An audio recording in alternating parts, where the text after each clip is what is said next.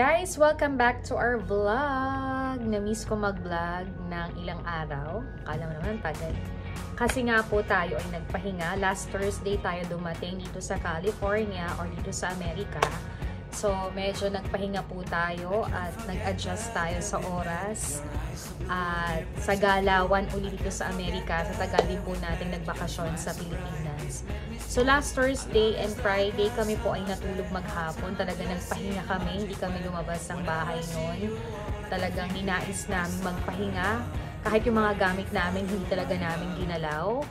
Talagang nung Saturday lang kami medyo nagising ng maaga. I think 4 o'clock in the morning gising na kami. Then, nagpunta ang aking asawa or si Sweetie sa McDo para mag-breakfast or bumili ng breakfast.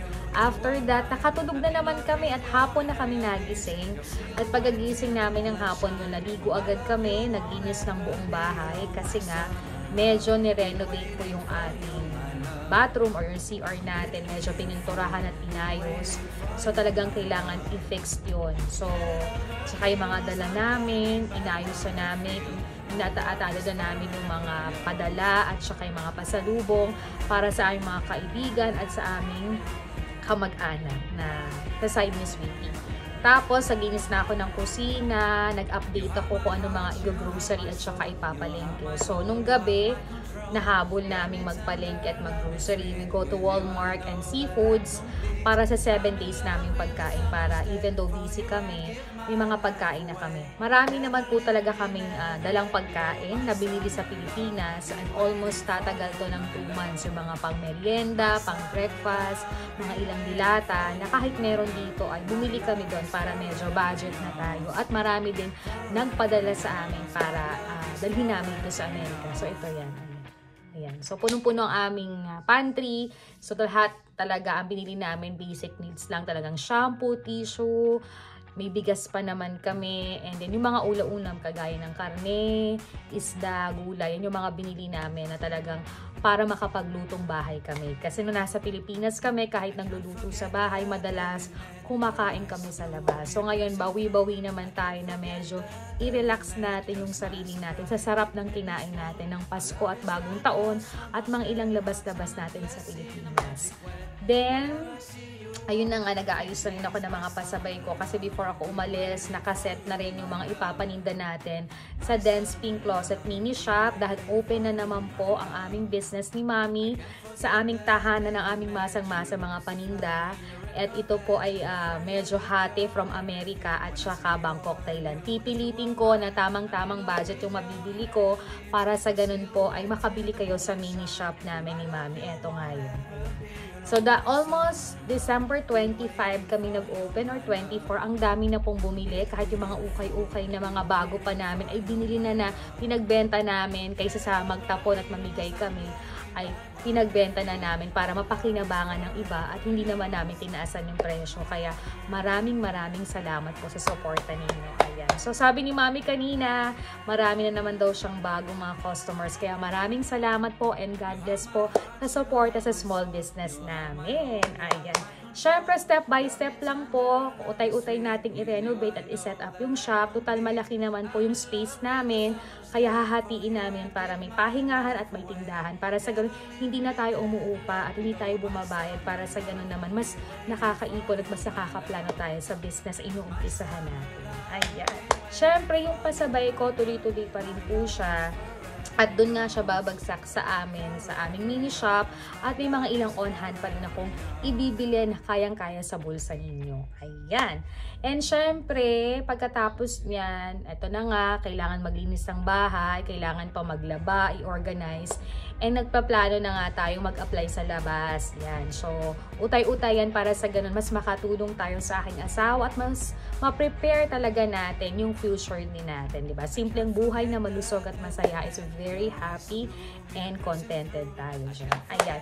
So kaya ako nag-vlog ng intro sa napakadami ko ng kwento sa 3 araw na hindi ako nakapag-vlog, hindi rin kami nakasimba.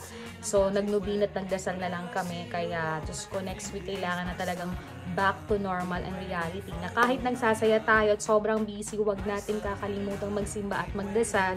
Importante yan dahil dun tayo humuhugot ng mga blessings at lakas ng loob para magawa lahat yung araw-araw nating lifestyle, diba? So kahit pagod ako, naisisingit ko magdasal, magpasalamat at magbibinga dahil napaka-importante yan, dahil talagang ganyan nagiging lakas ko habang mag-isa ako dito sa Amerika. Ganun din ang aking asawa.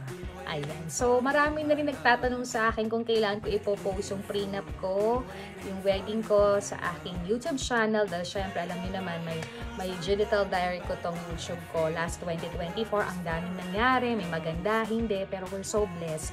Yun pa rin isipin natin na talagang dumadaan yon para mas maging matibay at mas baguhin natin ang mga hindi dapat natin ginagawa, diba? It's a good lesson for us to be mature, and wala namang perfect na tao, lahat dumadaan dyan para patuloy tayong mabless at maging masaya. So, malapit na, ini-edit ko na lang, tsaka tinuturuan ako nung pamangkin kong si Mika kung paano ko siya gawin. So, para magandang ma-save at magandang balik-balikan sa aking YouTube channel, diba? And ayun na nga, may mga vlogs akong hindi ko na-upload na gusto ko pa rin ma-save sa mga nangyari sa aking bakasyon. Lalo na isang best friend kong si Edison from Bangkok, Thailand, na talaga nag-effort siyang umuwi para sa wedding namin. Alam namin na best of friends namin ni Bingo yan. And talagang kahit 4 days or 3 days siyang nasa Pilipinas, sobrang saya at sulit yung nangyari sa amin dahil nakompleto kami, naging reunion, sinulit namin yung pagkakataon na wala kaming ni-waste ang time na kwentuhan, kumustahan, tawanan, and mapag-usapan din yung mga past na hindi maganda at bigayan ng mga advice kung ano talaga yung nararapat. Talagang pagtunay mo mga kaibigan, kahit ano pang nangyari, natatanggap ka, pinagpapayuhan ka para sa ganun, maging maayos ka din, di ba? Walang masama mag-accept ka ng pagkakamali mo or mag-say sorry ka sa mga nagawa mo para refresh mo. Yun na yung sabing confess namin kay Father, kaya iba talaga sa pakiramdam. Yun. Iba talaga yung nagko-confess ka. Kasi kahit nagdadasal ka, humingi ka ng tawad, iba pa rin yung may confession ka kay Father kasi mas pinapatawad ka daw at mas may focus na yung mga gagawin mo talaga na hindi na maulit. Ayan. So, ayan na. Ang dami ko na naman chinika sa inyo. So, papakita ko yung mga times na talagang iniforta namin si Edison mamasyal after the wedding. Mas nagkumustahan kami, nagtawanan with Gladys, one of my good friend din and special best friend ko rin nung college. At thank you talaga sa Let's Chef lang pinadala mo at mga bundi na pinadala sa Bangkok, Thailand. Maraming salamat sa iyo, Gladys. Kahit ulang-ulan ay talagang tayo ay nag-effort.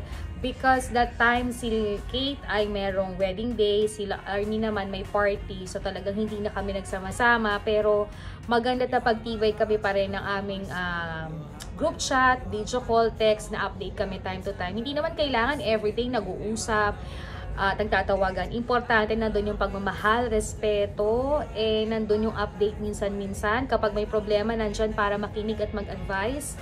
At natutuwa ako kasi after a long years time magkakaibigan, kahit saan kami magpunta, andun pa rin kami at matibay pa rin kami. Syempre wala naman talaga laging perfect, lahat nagkakamali, lahat nagkakaroon ng kasalanan, hindi naman ganun kagrabing nagawa, but the forgiveness and the happiness ay nandun pa rin palagi.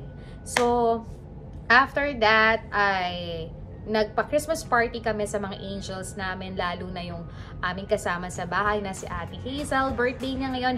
Happy birthday, ate. God bless you sa'yo, sa iyong pamilya. Long life pa, matibay ang kalusugan mo, lahat ng wish nyo ay matupad at sana ay patuloy kang maging mabuti sa aming pamilya, sa mamit daddy ko at sa aking anak, syempre sa aming mag-asawa. Maraming salamat sa pag-aalaga mo at pag-aasikaso mo na nasa Pilipinas kami. I love you and very soon na yung gift namin sa'yo. Happy birthday and God bless sa'yo. Syempre, ganun din si Ate Lani, si Kendra, si Tanya, yung pamilya niyang nakasama namin nung Pasko na second family na namin. Maraming salamat din sa pag-aalaga at pagmamahal kay na mamit daddy habang wala ako. Thank you so much, Ate Lani. God bless you. Lalo na dun sa dryer niya sa washing machine. Maraming salamat sa pagpapahiram mo. I love you talaga. Nanay Esperanza Lourdes, sa naging nandyan, na sumusuporta sa business namin. Mabait na kaibigan namin ni Mami. Maraming salamat na nagpapasaya sa amin. God bless sa inyo. At ingat kayo palagi. I love you too. Ayan. So, nagbigay kami ng simpleng Christmas party, simpleng gift, tawanan, kumustahan, at magpasalamat din sa kabutihang ibinibigay nila sa akin. Ayan. So, hindi po tayo natuloy na mag-giving this Christmas. Sobrang busy ko. Hindi ko na alam kung saan ko isisingit. Pero parang pinaplano namin this coming Valentine's Day. So, abangan nyo yan dahil syempre mag-share pa rin tayo ng love connected of Christmas and Valentine's. Uso naman yan yung nagbibigay na may okasyon na ngayon kung Valentine ay sharing of love and thankful sa lahat ng mga blessings na na-receive namin last 2024. So, update ko kayo dyan, syempre. Yun lang naman po, at for sure, I have a separate vlog para sa mga nag-help sa aking simpleng wedding na talagang sobrang napag-effortan ng isang taon with Ate Aileen at sa team nila. For sure, gagawa ako ng separate vlog dyan para taus-puso naming mag-asawang pasasalamatan behalf of me and my family. Thank you so much sa inyo and God bless talaga sa mga effort na ginawa ninyo. Sa mga friends ko na umuwi, nag-effort, at gumahid din eroplano or busman or nag-drive man, maraming salamat sa aking mga kamag-anak na sobrang nandoon, nagmahal, nag-effort, sa mga kaibigan ko pang iba, sa mga kaibigan ng aking anak na talagang barkada ko na rin ngayon. Maraming salamat talaga sa inyo lahat and God bless. Sa aking mga kapitbahay na pumunta at dumalo, maraming salamat din. Ayan, syempre sa side ni Sweetie, maraming salamat din po sa mga kamag-anak niya, sa mga kapatid, mga kaibigan niya. Thank you so much po and God bless. Sa side ko rin, maraming salamat talaga. So, I think I have a separate vlog for that. Yes! Siyempre, start na ulit tayo ng 2025. Kailangan ibang goal na ito. And hindi ko man maikwento lahat yung plan ko, but for sure, sabi nga ni Father, hindi mo kailangan i-relate at sabihin lahat. Sometimes you need a privacy. And syempre nakakaalam nun, minsan partner ko na lang, anak ko, or magulang namin, or yung mga ilang close of friends or trusted friends ko talaga. Hindi na kailangang iburgal lahat kasi syempre may mga natutuwa sa'yo, meron namang hindi. Kailangan minsan you have a box for yourself para naman sa ganun, nandun pa rin yung mga refreshment and exciting for your life. But for sure, ikiklip at isi-share ko pa rin kahit papano yan sa YouTube vlog ko, syempre, one of my digital diary. Pero, syempre, hindi na ganun, diba? Natuto na ako ngayon, mas naging mature na ako. Maganda yung naging seminar namin ni Father. Iba talaga kapag ikaw ay may guidance of the church, with your family and your loved ones, kasi talagang mas namamature ka, mas lahat ng maling nagawa mo ay natutuwid, tao ka lang din naman. And hindi naman grabe lahat ang nagagawa mo, but for sure the forgiveness has always been there. Kaya naman yung peace of mind and happiness ay sobrang nadadama ko na ngayon. Kaya I'm so very thankful talaga. Ayan. So masayang mabuhay kapag nasa totoong tao tayo. At sa mga nagmamahal talaga sa atin at nagtitiwala na kung ano man yung nagawa mo, accept ka. Dahil lahat naman ng mga sometimes of your bad things na nagawa ay may reason kung bakit. Dahil minsan dapat inaalam mo rin yun kung bakit nangyayari yun, diba?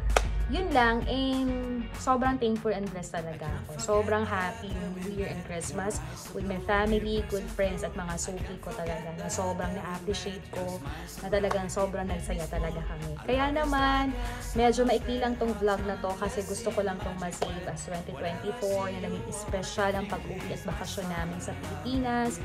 Dahil lang talaga po ang lahat ay naging masaya, nag-effort, nag-share ng love. Kaya maganda itong i-save kasi maganda rin tong balik-balikan na, alam mo yun, yung memories na to kasi hindi mo alam kung magbabalik pa to eh. Pero at least na-save mo talaga na nakapagpasaya ka rin ng mga tao na nagpapasaya din po sa akin.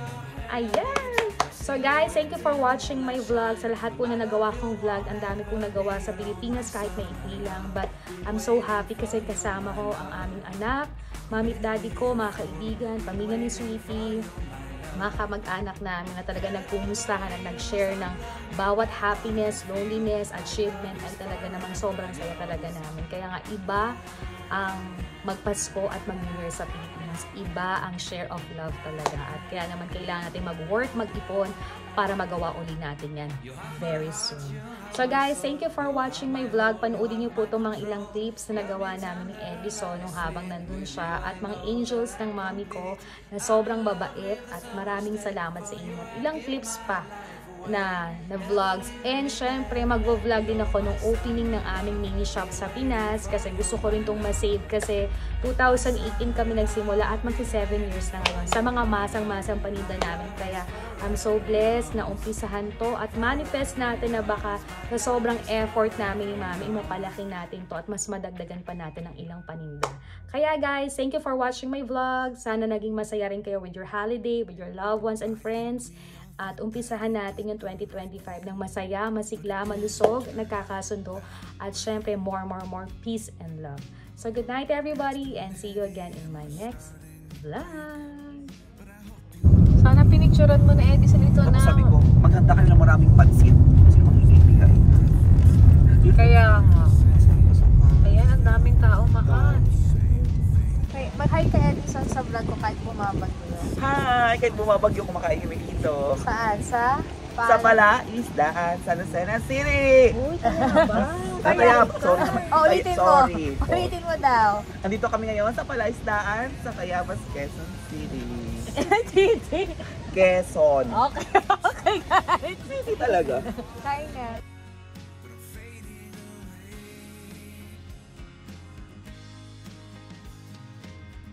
Madam Gladys. Oh, you taste it na. Ang ganda oh. Kinis Kinis, kasing kinis. Ay, siya, hindi pala. Kinis ng kanya. Ayan. First taste. Okay, you try.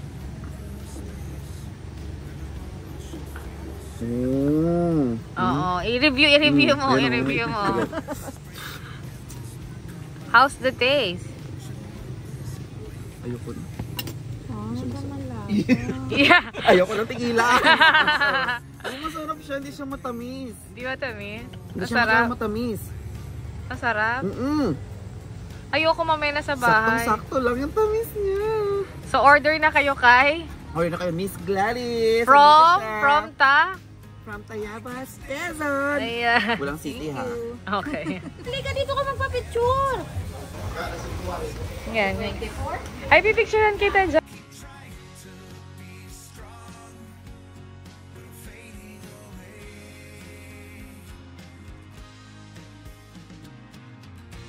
Dali na, we're gonna eat that.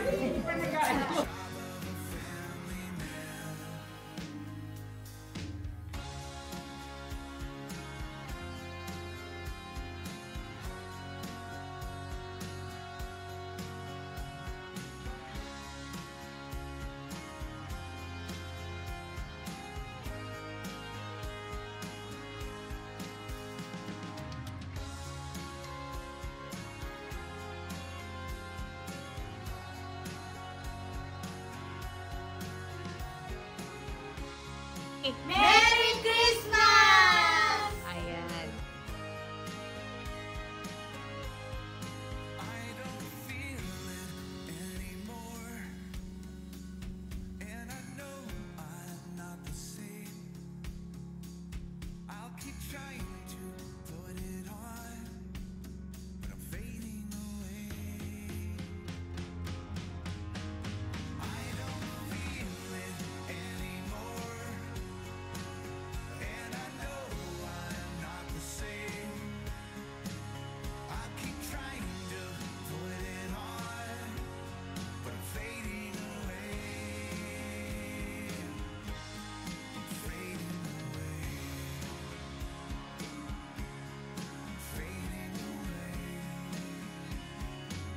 I think we all thought that we did the right thing, but it didn't turn out